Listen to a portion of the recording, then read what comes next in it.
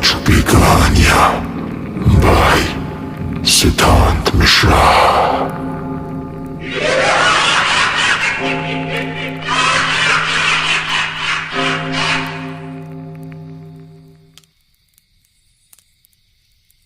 मैं मिसिसिपी के स्टॉकविल शहर में एक काम के सिलसिले से गया हुआ था। वहाँ मैंने और मेरे एक दोस्त ने उस जगह को जाकर देखने का फैसला किया जहाँ कहा जाता है कि रॉबर्ट जॉनसन ने शैतान के साथ अपनी आत्मा का सौदा किया था। इसलिए हम क्लार्क्सडेल गए क्योंकि उसके कोऑर्डिनेट्स वहीं पर बताए जाते हैं। हम लगभग शाम 5 बजे एक होटल पर पहुंचे। उस होटल को देखकर ऐसा लग रहा था मानो वो कभी भी ढह सकता है। वो पूरी तरह से जर्जर हालत में था और उसे देखकर कोई भी यही सोचता कि वो सालों से बंद पड़ा है। पर वहाँ बाहर बहुत सारी गाड़ियाँ लगी थी तो हमने ज़्यादा ध्यान नहीं दिया। हमने सोचा कि हो सकता है शायद जगह अंदर से बहुत अच्छी होगी। हम अंदर गए जहाँ हमारा वेलकम एक बेहद खूबसूरत लड़की ने किया। उसने हमसे पूछा कि क्या हमारे पास रिजर्वेशन है। मैंने कहा कि नहीं। उसने मुस्कुराकर कहा कि कोई बात नहीं, वहाँ हमेशा जगह होती है।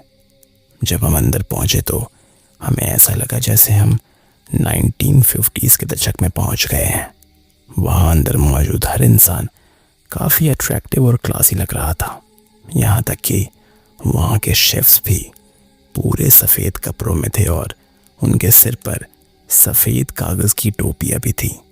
ऐसा लग रहा था जैसे हम किसी दूसरी ही दुनिया या दूसरे दौर में कदम रख चुके हों। खैर, हम एक टेबल पर बैठ गए। थोड़ी देर बाद हमारे लिए गार्लिक ब्रेड और आरसी कोला लाई गई। कोका कोला नहीं बल्कि आरसी कोला। हम बातें करते हुए अपना ऑर्डर देने लगे और अपने ऑर्डर के आने का इंतज़ार करते करते हम दोनों गार्लिक ब्रेड के मज़े ले रहे थे। अजीब बात ये थी कि हमारी ब्रेड की टोकरी और कोला की ग्लास दोनों कभी खाली नहीं हुई। कुछ समय बाद मेरे दोस्त ने अपनी घड़ी की तरफ देखा और तभी मेरे दोस्त ने मुझे बताया कि हमें वहाँ बैठे हुए 2 घंटे हो चुके थे, लेकिन मुझे ऐसा लग रहा था जैसे अभी बस मुश्किल से 10 मिनट ही बीते होंगे। ये बात सुनकर मुझे काफ़ी बेचैनी होने लगी। इसलिए मैंने कहा कि हमें यहाँ से निकल जाना चाहिए। हम दोनों उठकर बाहर जा ही रहे थे कि तभी 2 लंबे चौड़े आदमी हमारे पास आए और उन्होंने हमसे पूछा कि हम कहाँ जा रहे हैं।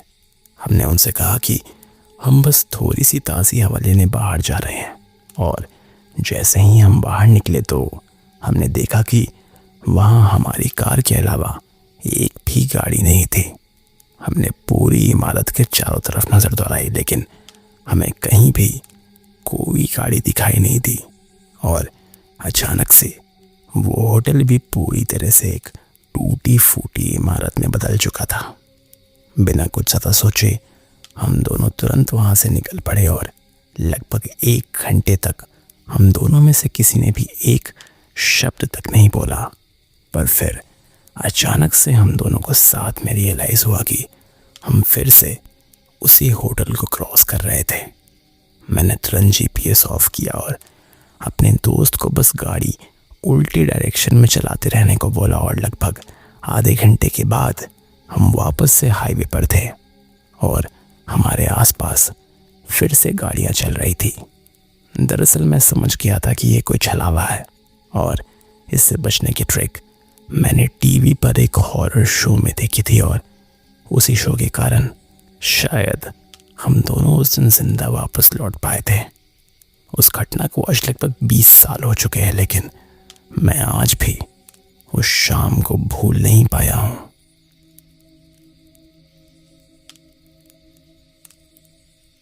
मैं पर्थ, वेस्टर्न ऑस्ट्रेलिया में रहती हूँ।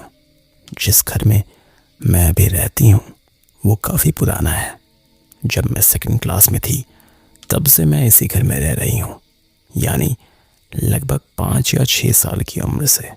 और अब मेरी उम्र 20 साल है।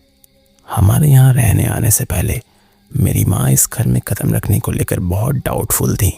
वो अक्सर कहती थी कि इस घर के पहले मालिक के साथ कुछ बहुत भयानक हुआ था, लेकिन उन्होंने कभी डिटेल में नहीं बताया कि आखिरकार यहाँ हुआ क्या था। मेरी माँ और मैंने कई बार इस घर में अजीब चीज़ें महसूस की हैं और हमारे पास ऐसी स्किल्स हैं जिन्हें लोग साइकिक एबिलिटीज़ के नाम से जानते हैं। जहाँ तक मुझे याद है, हम दोनों हमेशा से ही किसी भी पैरानॉर्मल एक्टिविटी को सेंस कर लेते हैं। खासकर मेरी माँ के साइड के लोग ऐसी चीज़ों की तरफ काफ़ी सेंसिटिव हैं। पिछले कुछ सालों में मैंने कई बार अपने ही घर में ये डरावना एहसास महसूस किया है, जैसे मानो कोई मुझे देख रहा हो, जबकि मुझे कोई भी दिखाई नहीं देता। कम से कम ज़्यादातर समय तो नहीं। मुझे पता होता है कि वो मौजूद है क्योंकि मैं उसकी मौजूदगी को बहुत क्लियरली महसूस कर सकती हूँ। कभी कभी उसकी हल्की सी झलक भी मुझे दिख जाती है। कुछ महीने पहले की बात है। एक रात मैं अचानक नींद से जाग गई क्योंकि मेरा कमरा अचानक से काफ़ी ठंडा हो गया था। मैं आमतौर पर अपने बेडरूम का दरवाज़ा बंद ही रखती हूँ क्योंकि हम रात में हमेशा किचन की लाइट जला कर रखते हैं। अचानक मेरी नींद पूरी तरह खुल गई और मेरे अंदर एक अजीब सा डर बढ़ गया। मेरी नज़र तुरंत कमरे के दरवाजे की तरफ गई। मेरा बिस्तर कमरे की बाईं दीवार से लगा हुआ है, इसलिए सोते समय मुझे दरवाज़ा हमेशा साफ दिखाई देता है।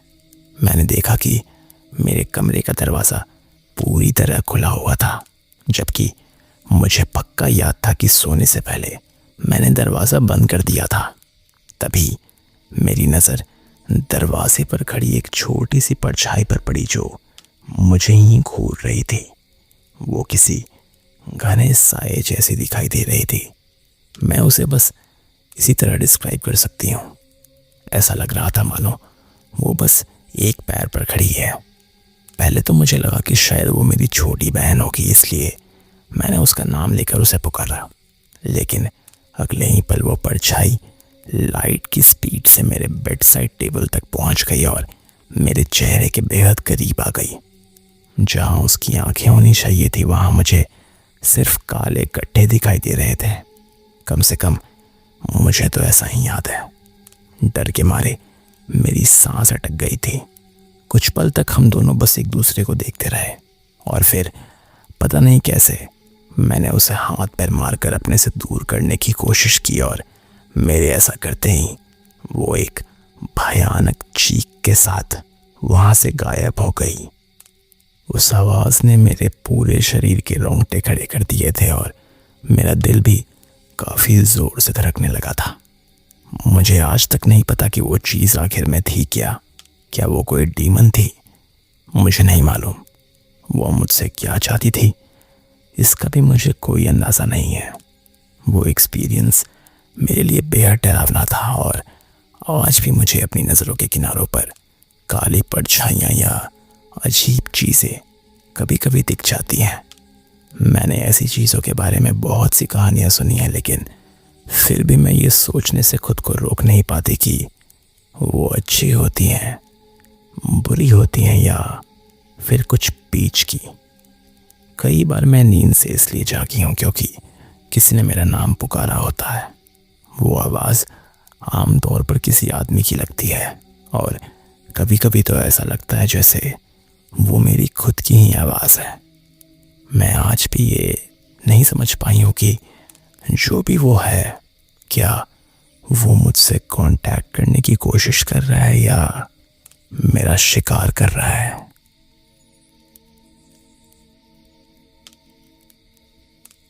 कल रात लगभग 10:30 बजे बाहर घूमने के बाद मैं और मेरी गर्लफ्रेंड अपनी कार की तरफ वापस जा रहे थे। कार एक टैटू पार्लर के पीछे बनी एक पतली सी गली में पार्क थी। उससे पहले हमारी एक छोटी सी बहस हुई थी और हम उसी बारे में बात करते हुए सब कुछ ठीक करने की कोशिश कर रहे थे। लेकिन जैसे ही हम उस गली में मुड़े कि तभी अचानक सब कुछ शांत हो गया। उस गली के आखिर में एक औरत खड़ी थी जिसकी पीठ हमारी तरफ मुड़ी हुई थी। वो काफ़ी लंबी और दुबली पतली थी और उसके हाथ में एक डंडा था जिसे वो अपने सिर के ऊपर घुमाए जा रही थी। वो काफ़ी साफ सुथरी दिख रही थी, लेकिन वो नंगे पैर थी और उसके बाल काफ़ी अनयूजुअल तरीके से फूले हुए लग रहे थे। वो धीरे धीरे घूमते हुए गली के और अंदर बढ़ती जा रही थी। वो पूरा सिनारियो हम दोनों के लिए काफ़ी अजीब और डरावना था। उस पल ऐसा लग रहा था मानो पूरी दुनिया ही खामोश हो गई है। पर कुछ पल हिचकिचाने के बाद हम दोनों कार की तरफ दौड़ पड़े जो गली के बीचों बीच खड़ी थी और उस औरत के बेहद करीब थी। भागते हुए हम घबराहट में लगातार बात कर रहे थे और कार का लॉक खोलने की कोशिश कर रहे थे। नॉर्मल सिचुएशन में इतना शोर किसी का भी ध्यान खींच लेता, खासकर अगर वो नशे में या मेंटली डिस्टर्ब्ड हो। लेकिन उसने कोई भी रिएक्शन नहीं दिया। वो कभी भी हमारी तरफ नहीं मुड़ी। जब हम कार के अंदर पहुंच गए और हेडलाइट्स ऑन हुई तो तब भी वही हुआ। हेडलाइट्स बहुत तेज थी और सीधी उसी पर पड़ रही थी, लेकिन उसने बिल्कुल भी रिएक्ट नहीं किया। जब हेडलाइट की रोशनी उस पर पड़ी तो मैंने देखा कि उसने चमकीले लाल रंग की ड्रेस पहन रखी थी और वो ड्रेस उस पर काफ़ी अजीब तरीके से फिट हो रही थी। उसके दुबले पतले शरीर पर वो ड्रेस काफ़ी टाइट और छोटी लग रही थी और वो एक ऑकवर्ड लेंथ पर उसके घुटनों के आसपास ख़त्म हो रही थी। पर फिर जैसे ही हम वहाँ से गाड़ी लेकर निकले तो अचानक मुझे उल्टी सी आने लगी और मैं रोने लगा। ऐसा लग रहा था जैसे मेरे शरीर की सारी ताकत निकल गई हो। मेरी गर्लफ्रेंड मुझसे बात कर रही थी, लेकिन मैं जवाब तक नहीं दे पा रहा था। मैं ठीक से तो नहीं बता सकता कि वो एहसास कैसा था, लेकिन मैं बस इतना जानता हूँ कि अपनी ज़िंदगी में मैंने पहले कभी भी ऐसा कुछ महसूस नहीं किया था। पूरे रास्ते घर लौटते समय मैंने शायद मुश्किल से एक वर्ड बोला होगा। मेरी गर्लफ्रेंड को उसके घर ड्रॉप करने के बाद जब मैं अपने घर पहुंचा तो मैं खुद को बिल्कुल खाली और बेजान सा महसूस कर रहा था। मेरी बहन ने जब मुझे देखा तो उसने पूछा कि मुझे क्या हुआ है, और जैसे ही मैंने उसे पूरी बात बतानी शुरू की तो मैं फिर से बेकाबू होकर रोने लगा। उसे सब कुछ बताने के बाद मुझे बेहद थकान और काफ़ी घबराहट सी महसूस हुई। थोड़ी देर बाद मैं थक कर सो गया था, लेकिन फिर मैंने एक ऐसा डरावना सपना देखा जिसमें मैं उसी घटना को दोबारा जी रहा था। मैं पसीने से भीगा हुआ नींद से जाग गया और उसके बाद से मैं अभी 3 बजे दोपहर लगभग 12 घंटे बाद भी सो नहीं पाया हूँ। अगर किसी के पास इस बारे में कोई सलाह या राय हो तो प्लीज़ मुझे बताएं। अपना काम ख़त्म करते करते मुझे काफ़ी देर हो गई थी और उस समय रात के 3 बज रहे थे। करीब 5 मिनट बाद मुझे दरवाजे पर एक दस्तक सुनाई दी। मैं हैरान था कि इतनी रात को आखिर कौन हो सकता है, इसलिए मैं उठकर दरवाज़ा खोलने गया और दरवाज़ा खोलते ही जो मैंने देखा उसने मुझे एक ऐसा झटका दिया जिसे मैं कभी नहीं भूल पाऊंगा। वो मेरा दोस्त माइक था। मुझे इस बात से हैरानी इसलिए हुई क्योंकि माइक 10 साल से भी ज़्यादा समय पहले लापता हो गया था और सभी लोग उसे मरा हुआ मान चुके थे, लेकिन वो वहीं खड़ा था मेरे दरवाजे पर। मैं कुछ कह पाता उससे पहले ही वो अंदर आ गया और आकर के वो मेरे सोफे पर बैठ गया। जब मैं थोड़ा संभला तो मेरा सदमा गुस्से में बदल गया। मैं उस पर चिल्लाने लगा और पूछने लगा कि वो 10 साल तक कहाँ गायब रहा और अब अचानक मेरे दरवाजे पर कैसे आ गया, जबकि सब लोग उसे मरा हुआ मान चुके थे। मेरी बात सुनकर वो बस मेरी तरफ मुड़ा और हंसने लगा। फिर उसने कहा कि शायद वो सचमुच मर चुका है। जब मैंने पूछा कि उसका मतलब क्या है तो वो फिर हंसा और बोला कि वो सिर्फ मजाक कर रहा था। जब मैं थोड़ा शांत हुआ तब मैंने उसे ध्यान से देखा। तभी मुझे एहसास हुआ कि पिछले 10 सालों में वो ज़रा भी नहीं बदला था। उसके चेहरे पर उम्र का एक भी निशान नहीं था। मैंने उससे पूछा कि वो इतने सालों तक कहाँ था, लेकिन उसने मेरी बात का कोई जवाब नहीं दिया। वो बस मुझे देखता रहा और मुस्कुराता रहा। फिर अचानक से खड़े होकर वो हल्के कदमों के साथ मेरी तरफ चला आ रहा था और जब वो मेरे पास आया तो उसने मेरी आंखों में देखते हुए बोला कि वो नरक में था। ये कहने के बाद वो फिर हंसा, जैसे ये भी कोई मजाक हो, और फिर वो चलकर लॉन्ड्री रूम की तरफ जाने लगा। वो जा ही रहा था कि तभी मैंने उसका कंधा पकड़ लिया, लेकिन उसे छूते ही मेरा हाथ ऐसे जल उठा मानो मैंने किसी तपते हुए चूल्हे को छू लिया हो। और उसी पल मुझे यकीन हो गया कि जो भी मेरे सामने था वो अब जिंदा नहीं था। मैंने कोशिश की कि उसे मुझ पर शक ना हो, इसलिए मैंने उसका साथ देने का नाटक किया और मैं ये जानने की कोशिश करने लगा कि वो क्या चाहता है और उसने माइक का रूप क्यों लिया है। मैंने उससे पूछा कि इतने सालों बाद वो वापस क्यों आया है।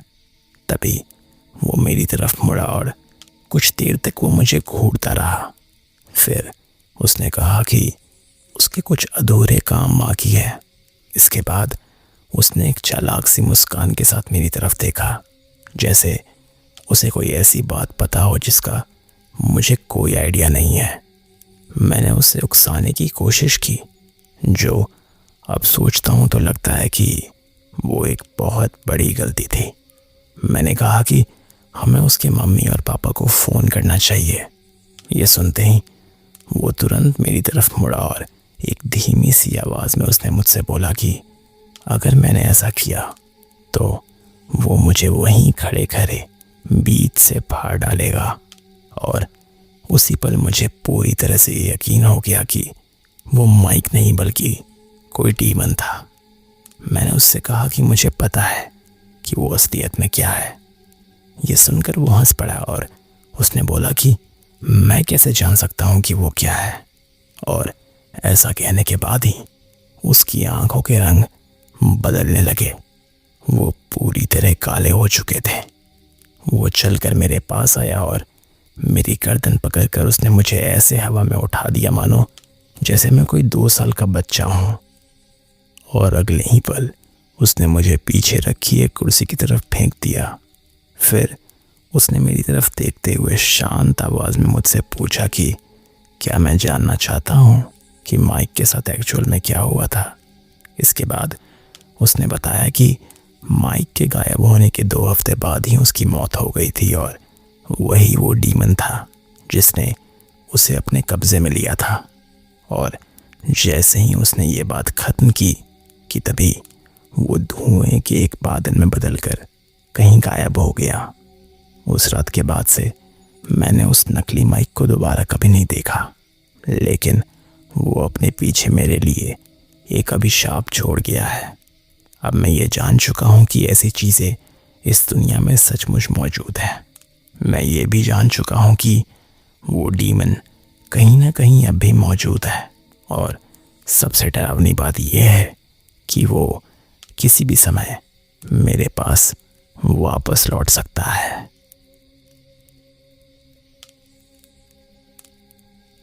ये घटना तब की है जब मैं 6 साल का था और मेरी बहन 5 साल की थी। हम दोनों अपने पापा के साथ कुछ दिनों के लिए डार्विन जा रहे थे और रास्ते में हमें एक होटल में रुकना पड़ा। मुझे वो होटल आज भी अच्छी तरह से याद है। वो देखने में काफ़ी पुराना था और पता नहीं क्यों पर उसे देखकर मुझे कुछ अजीब सा लग रहा था। मैं और मेरी बहन एक ही कमरे में ठहरे थे, जहाँ पर एक बंक बेड लगा हुआ था। मैं ऊपर वाले बिस्तर पर सो रहा था और मेरी बहन नीचे वाले पे। मैं शायद जल्दी ही सो गया था, लेकिन रात के टाइम मेरी नींद मेरी बहन की आवाज़ सुनकर खुल गई। वो बार बार किसी चीज़ से दूर जाने की बात कर रही थी और वो बता रही थी कि वो उससे डर रही है। मैंने करवट बदल कर देखने की कोशिश की कि वो किससे बात कर रही थी, और जो मैंने देखा उसे शब्दों में बयान करना काफ़ी मुश्किल है। और आज भी मुझे खुद भी इस बात पर यकीन करना काफ़ी मुश्किल सा लगता है।